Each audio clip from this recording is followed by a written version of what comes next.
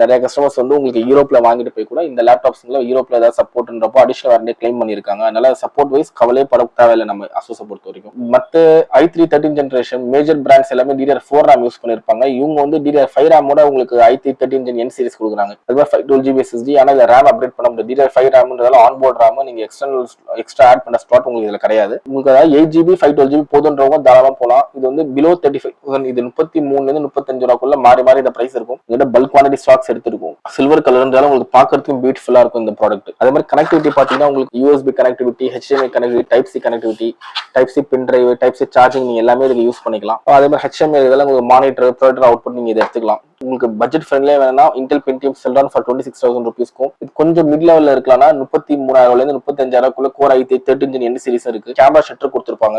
Privacy ஷட்டர்ன்ற camera option உங்களுக்கு கொடுத்திருக்காங்க. அதே மாதிரி இந்த 34,000 35,000 பட்ஜெட்ல வரக்கூடிய லேப்டாப் கூட மிலிட்டரி டெஸ்டிங் கூட வந்திருக்கு.